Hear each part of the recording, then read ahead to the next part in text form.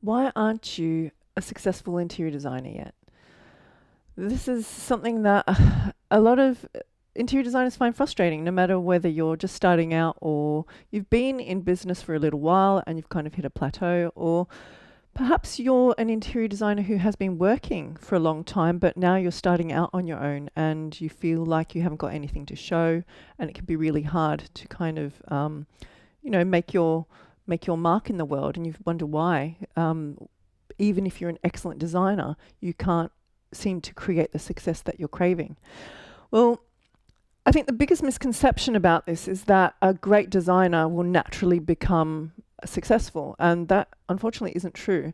You can be the worst designer and still be really successful. So it's and there are a lot of examples of that out there. So it's not necessarily about your skill as a designer. It's not necessarily about your ability to be a great designer in terms of the design quality of the finished result. And I think this is the biggest thing to note because, let's start from why you aren't a success yet for yourself. Let's go back to basics. Well, firstly, what is success for you? You need to define it. Define what success means for you, because it might be something different to the interior designer next door. So if success for you as an interior designer means that you're getting clients regularly, or you've got 5-star reviews, or you're getting published in magazines, if that is what success means to you, you need to write it down, set those goals, and define that success for you so that you can actually take steps to achieve it.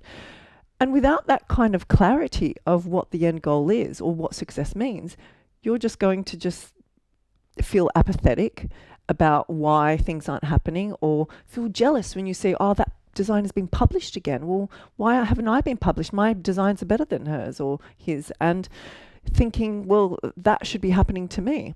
Well, maybe that designer is actually putting pictures through to publications, and maybe that designer is actually actively marketing. So you've got to be clear about what it is that you want, and then you can work back from there and achieve that goal of that success for you. So that's the first thing. The first thing really is that you don't have to be a great designer to be successful. So that's a kind of a myth we need to bust. And how we're going to get through that and create success is obviously the points that I'm sharing today. And the first is you have to define what it is that you want. What does success mean for you? Next, if you're not selling yourself in the right way to the right people, those people are never going to hire you. So whether that's if you're trying to sell yourself for a job, or if you're trying to sell yourself to potential clients, the thing is, it doesn't matter if it's a job or a client. It's about how you present yourself to the person that you're trying to win the job with. So there's a mismatch there between what the client is wanting, or what the employee is wanting, and what it is that you're presenting. So you need to understand whether, in marketing terms, we call this what the ideal client wants, or if you're applying for a job, what the employer wants. You need to know, you need to research that position, or you need to research that type of client to know what it is that they want exactly. And this doesn't come the other way around when you go, well, tell me the brief and I'll give you what you want. It doesn't work that way. They need to see what that specific client type wants to see in you before you get the job. So they need to see either, some clients only want to see passion and the tenacity to make the job happen. I won so many jobs without a portfolio because of that, because of my personality, because I proved to them that no matter what, I was going to get the job done, and no matter what, it was going to be done well. And I actually won, and part of my career, I was winning projects from other architects and interior designers who had failed projects. So I would pick up projects because that was, at the time, one of my niches. So you can see that it's not specifically about, having a large portfolio of work to present and prove that this is what you're capable of doing. in fact, that's only one very small part of it. And that usually happens much later in your career than at the outset, especially for those of you trying to break through into the industry as well. So this next thing is mismatching what the client or the employer is looking for, what they want to see, and what it is that you're giving them. So you need to be the person that they want to hire. And that obviously comes from communication, marketing, knowing your brand, understanding your ideal client, and the whole marketing strategy that you have for yourself. Not only, as a personal marketing strategy if you're looking for employment, but client marketing strategy if you're an interior designer with a business. So next is let's go on from that. Communication and marketing. Realistically, if you are trying to get a job or get clients, note down how many hours a day you're actually spending on that. And you've got to be really true to yourself. Be harsh. If you were going to put it down into actionable, really actionable, hours of time spent, how much are you really spending on marketing yourself, on active marketing? So reaching out to people, meeting new people, and document that. So for example, for me, the first thing I do every day is market. I don't open my emails. I don't answer telephone calls. When I sit down to work, I market. That's the first thing I do, because that is the main thing I have to do to get clients through the door. So, and I've done that ever since now, probably since I started my business. Once I knew that marketing was the most important part of my business. So be realistic about what it is and get the facts. Are you actually putting yourself out there? Are you actually putting yourself in front of the people who might be giving you employment? Are you applying for jobs? Are you, and what was it? It was the lady who wrote the Harry Potter books. Didn't she send out 100 scripts to 100 different publishers before she got hired with the right one? So, and actually, one of my first mentors that I had, or business coaches, she famously says that she got 54 no's in a row before she got the first yes.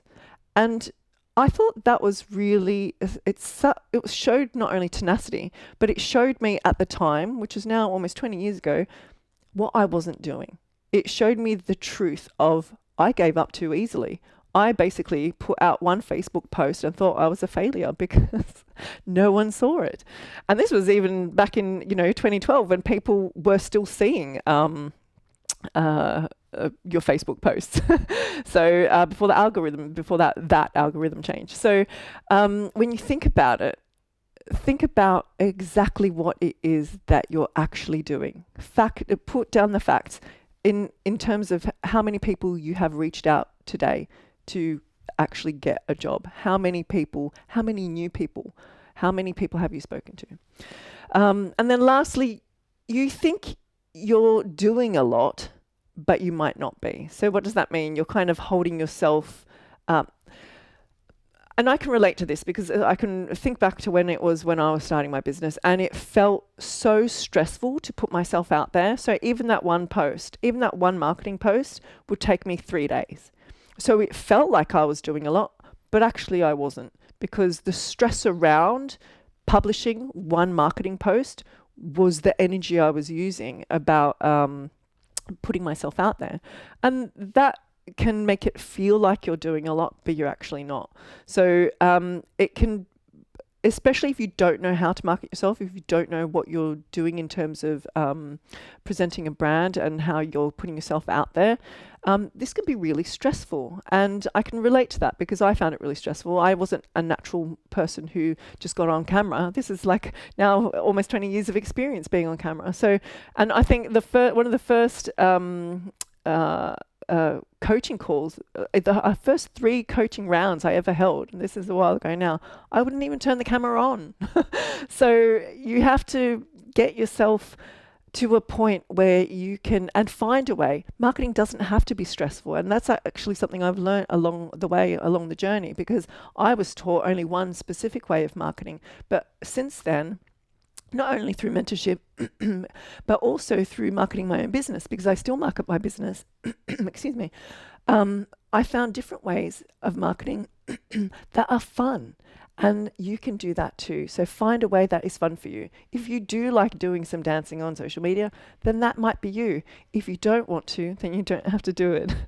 So don't worry. There are other ways. One thing you do have to do is actually get out there and do it. And I think that is key. So you might think you're doing it.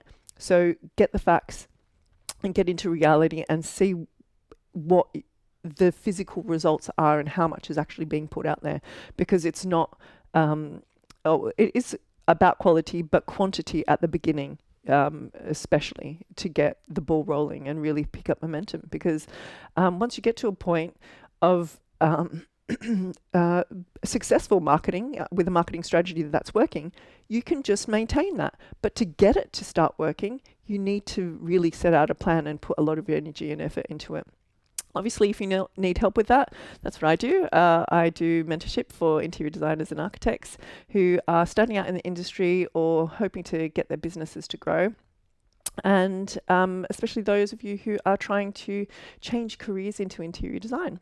So check out our mentorship options and look at the links below for all the resources.